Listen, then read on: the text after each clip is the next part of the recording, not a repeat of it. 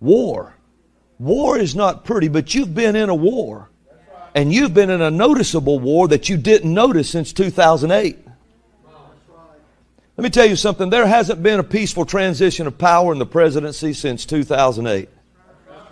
There hasn't been one since then because Barack Obama never moved out of Washington, D.C. to ready to do it. And he still lives there. So this peaceful transition of power is a bunch of baloney. It hadn't happened since then. Now I want to tell you this. So war is like that, and you're in a war, and you're going to have to get tough. Now you're going to have to get tough, and you're going to have to let religious ideas just go away from you. Because your religion gets you hurt. You just think God is going to do something because He used to do it in a box 58 years ago. But God He said, I'll do a new thing.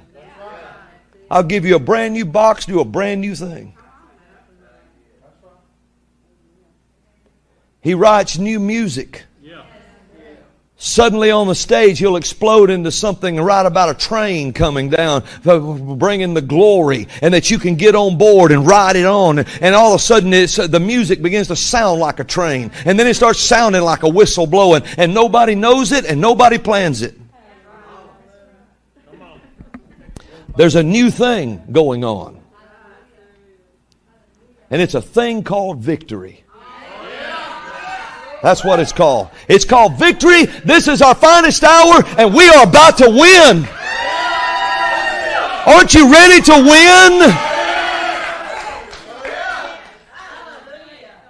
Don't pay any attention to people talking about you. Don't pay any attention to people bad-mouthing you. Don't pay any attention to people coming down on you. If I paid attention to the birdliner newspaper trash people throw at me all the time, that ends up like bird poop at the bottom of the cage. I'm telling you, if I paid any attention to that, I'd be stinking everywhere I went. You can't pay any attention to that mess.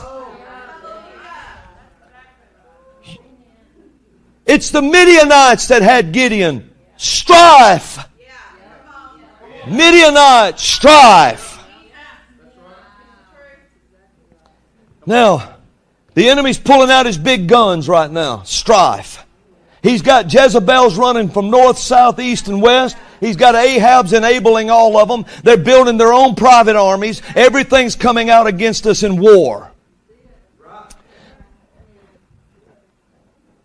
Years ago, I was standing at Captain D's, the great little seafood place, in Gardendale, Alabama. Because people from other states are watching right now, and other countries. And so I was standing there. This was years ago now. I hadn't been saved all that long.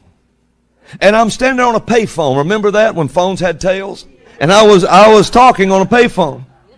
And I was standing under the sign.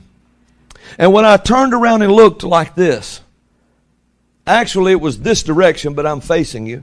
No, I was this way. And I turned and looked. And when I looked, from that Captain D's, there's a huge Methodist church down there, down the highway.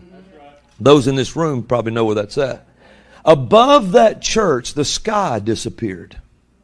And it was a huge clock. Big clock, had Roman numerals on it. It was huge, gold-faced. I'll never forget, it was bigger than that church, hanging in the sky. And I turned around and looked at it. And it said 15 minutes till 12 o'clock. And I looked at it like this, and when I looked down from it at the side of that Captain D's, I saw soldiers walking. They didn't look like our American soldiers. They looked, I'm going to tell you who they looked like. They looked like that Disney program, The Mandalorian. That's who they looked like. Cape and all. And they were walking down the side of the building like that. They were walking that direction, like this. On this side, a space from them, was people almost dressed the same, but it was darker colored. And they were walking this way. And there was a whole bunch of people like you and me walking in the middle of them. And they were oblivious to them being there. They didn't even know they were there. And somebody I was talking to, I saw all this now while I'm talking. And somebody I was talking to said something and broke me out of it. I heard them on the phone. And I turned and said, And when it dawned on me, I looked back, of course, it's all gone. I said, Lord, what was that? He said, those soldiers, he said, those in the light armor are people that serve me and know they serve me and fight in this war. Those with the dark armor are those who do not serve me but serve the enemy, and they know they serve the enemy. And he told me this. He said, they are not deceived. They're doing it on purpose. And he said, the people in the middle are the everyday people who don't have a clue there's a war going on all around them. And before I could say anything, he said, and that clock is all the time you have left. That was in about 1989. And the Lord said, I'll remind you of that clock ever so often. I told Robin about it. And what got my attention, well, what made me turn was a cold wind blew across the back of my neck. I had on a black leather jacket. Isn't that something? Even then. I usually wear a black leather jacket. And a wind blew across I believe it was prophetic for the time. And when I turned to look and I saw all that happen. Well, after that, we got our first youth center up here in Warrior. Well, straight up there at that traffic light, I was crossing the road from that sidewalk across the little street to that sidewalk. And as I was going across it, that cold wind blew across my neck. This was a good while after. I turned quick to look because and there was nothing there. And the Lord said, I'm reminding you of the clock. So we went on about our business and we kept ministering and we kept building and trying to war and trying to work and trying to do for God. And you always have people come against you trying to drag you off into a big cesspool of strife. They would come down every weekend we had the youth center open and come down and tell me what this preacher up here had said about me. And how they were talking about us.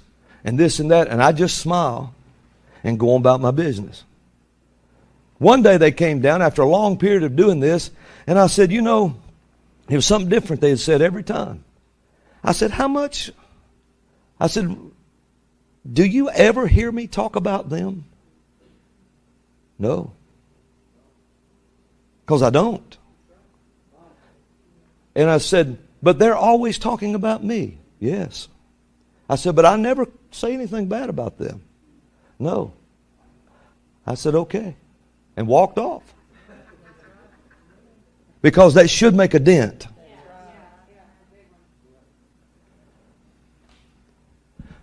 Well, the enemy was trying to stir up strife. So we're going on, and then we moved different buildings and different things, and we moved in some places we shouldn't have moved, and should have kept some of the buildings we had and not got new buildings. But the Lord was working because my heart was pure. A couple of the youth came in one day and said, William Hallmark signing prints of a portrait that he painted downtown. We saw this painting and got it for you. Now, they don't know. They just got it for me. Me and Robin. Had both our names on it. Had him sign it to Robin and Robin. So, it's rolled up in this cylinder. No, it wasn't in a cylinder. It was in a big envelope, wasn't it? And I took it out. I said, well, because I like artwork. I mean, I really like art. Real art. And I can look at art I don't understand. That looks like you just threw paint at something, but I appreciate it, but I don't, but I like art. And so I pulled this thing out, and it was this clock.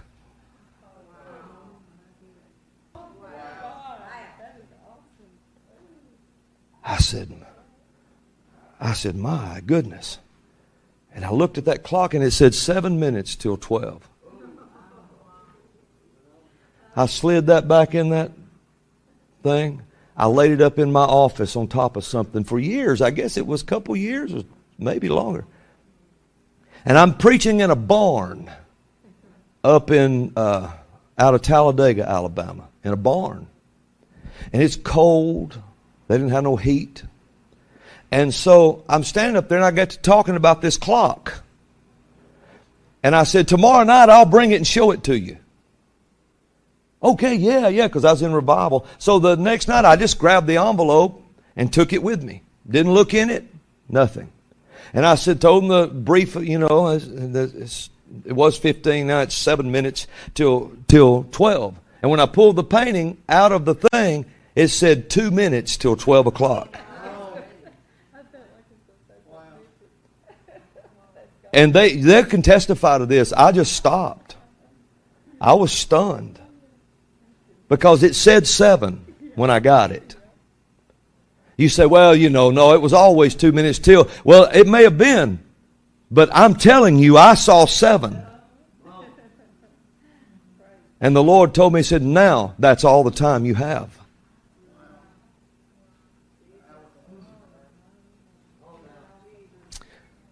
That's exactly right.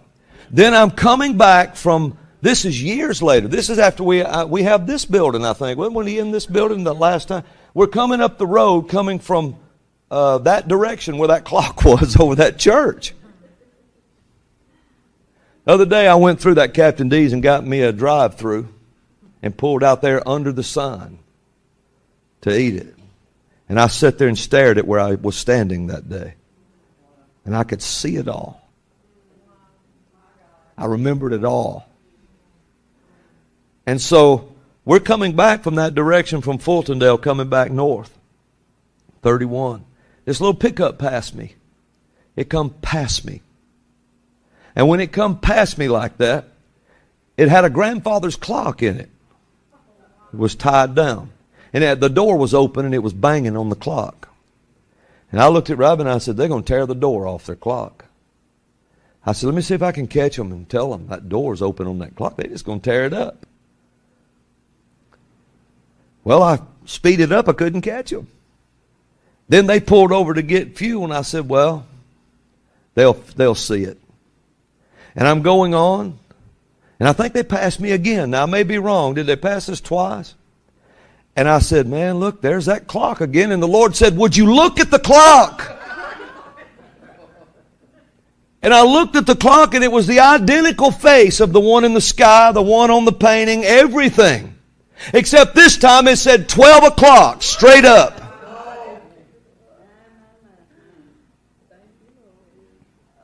And He's told me back then, I'll remind you over time about this clock.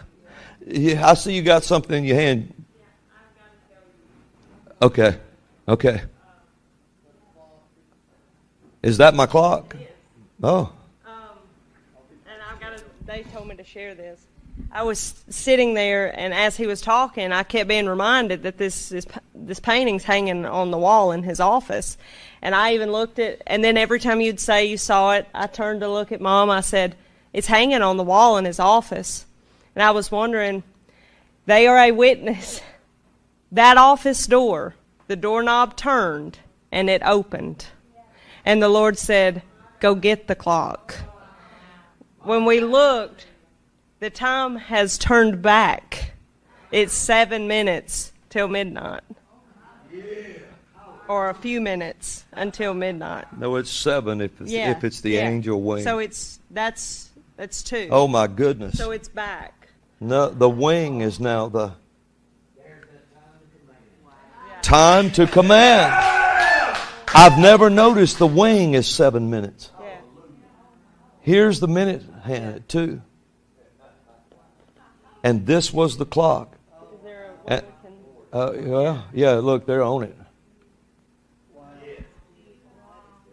And you can see where he signed it to Robin and I down here. And I've never seen that. One night I was here preaching, and we used to have this table that sat right here. It's in my office too. And it had an hourglass sitting on it. And I'm standing here. And all at once, I saw somebody get up and they started coming down was it Christus got up and started moving down the aisle? Walking, and I didn't know what they were doing. They were in here. You don't ask. You just watch and see what plays out. And but as they were coming toward this hourglass, the lady was running the camera over here. Her mouth was hung open. The hourglass burst at the bottom, and a hole broke out in it for no reason. And the sand ran out and pooled around the bottom of that hole, and it filled up to the place to where no more sand could run out, and time stopped. It just stopped. Now you tell me, while I'm preaching about the painting, the door opened. Was it on my office or this office? This one here. They thought somebody was coming out of this office. My office joins Robin's office. And they thought somebody was coming out of this door. And the doorknob turned and they thought it was coming out. And the door opened and said, go get the clock. And my door was open. And then we get it, and an angel wing has now replaced the minute hand. Time to command. Now, folks, you've been in a supernatural meeting already today.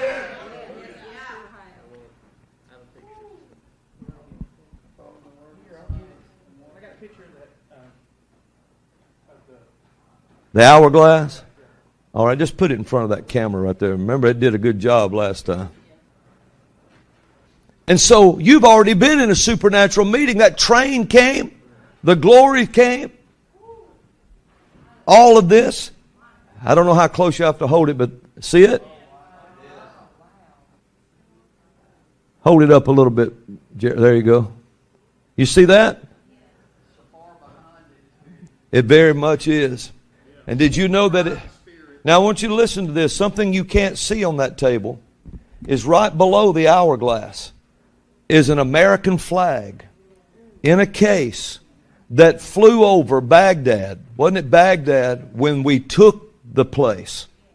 When the American soldiers took it, a man was given one of the flags that flew over it, and he brought it and gave it to us as a gift because we love the military so much and support them. And he brought it. And notice in this time, America is under attack. And the victory, all that. And then the hourglass burst. The door opens this morning. This is the time we've given time to take back our nation or lose our nation. And the shofar behind the hourglass is the clarion call. The watchman on the wall sounding and calling assembly. Now, how many of you think that all of this is, you just think this is all coincidence this morning? So, here we are at this time, and I thought, I've never seen the clock.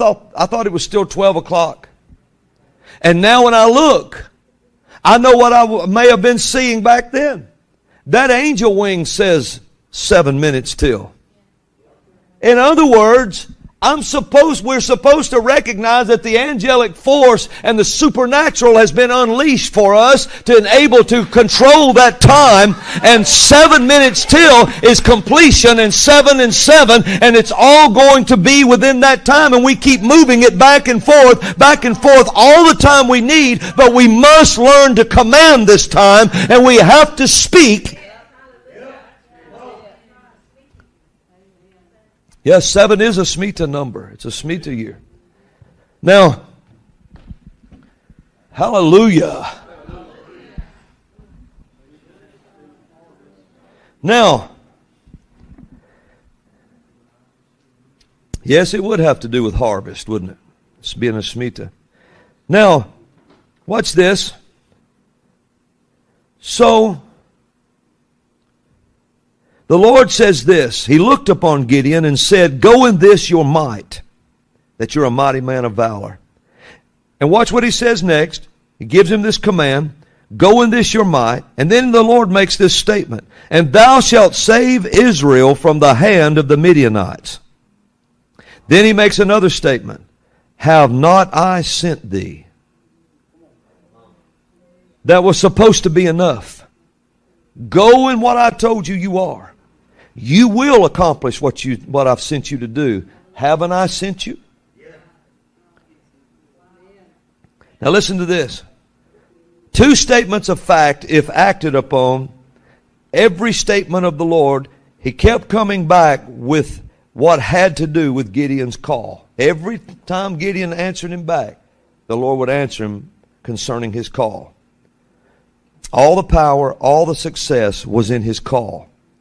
Gideon had another question and two excuses why he could not do it. He said, wherewith shall I save Israel? How am I going to save this country?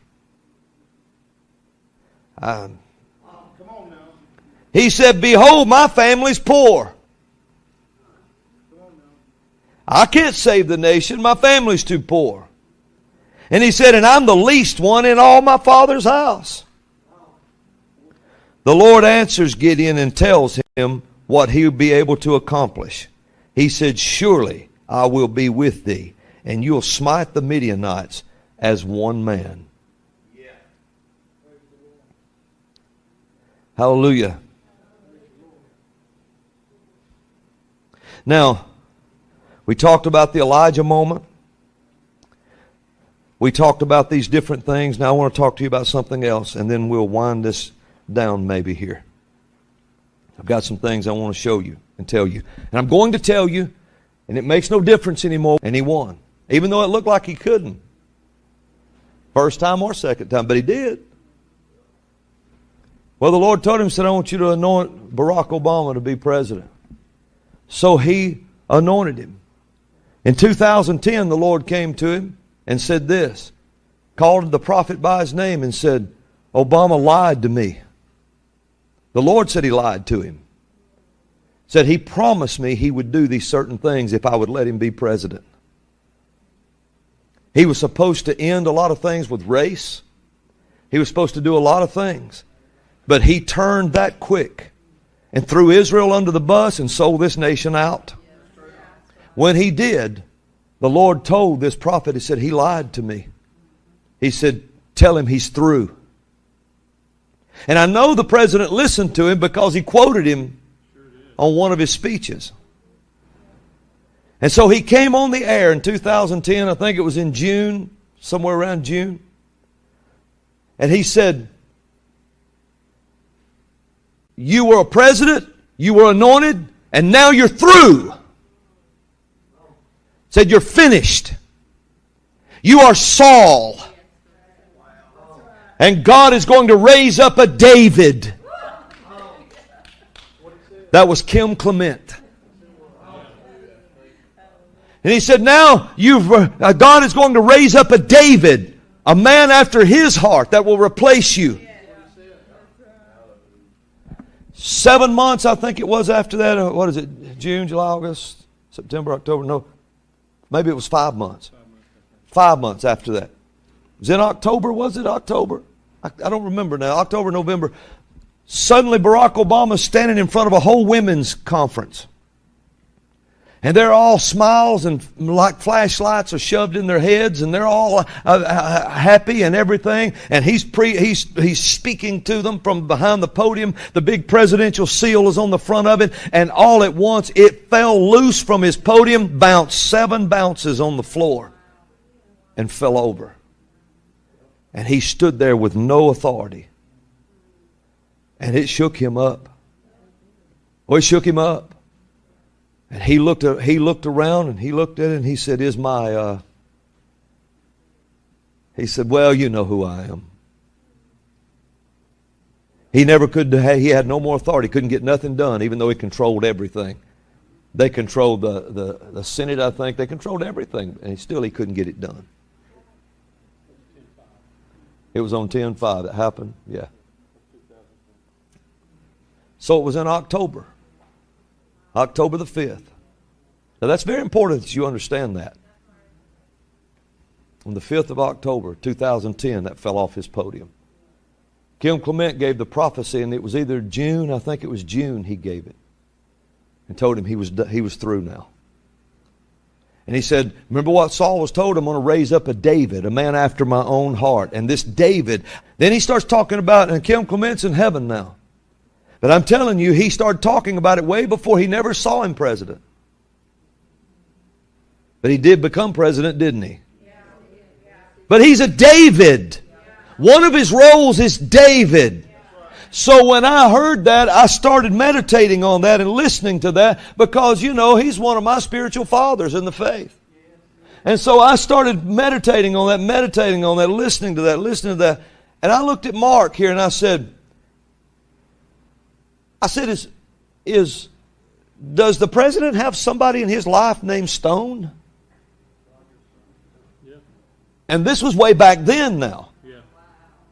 Nobody had heard of him much then. And Mark said, he did have somebody that worked for him named Roger Stone. I said, we need to watch that or something I said about that.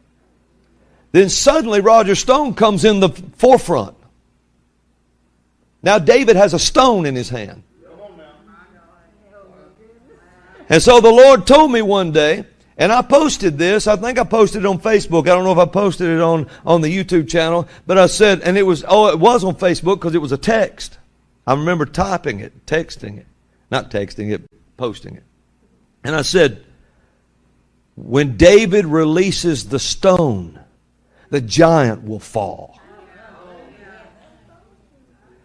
Well, they put Roger Stone in jail. And then all at once, to everybody's surprise, David released the stone and pardoned him. When that happened, that giant was hit square in the head. The deep state. He not only fought the deep state, but he fought a man named James Comey. Have you ever looked at that man up beside regular men? They walk along beside him standing here. But David took him down and is about to take him out. So he's fulfilling the role of David. Well, then he had to pick up the role of Jehu, because John McCain was Jehu. He didn't finish it.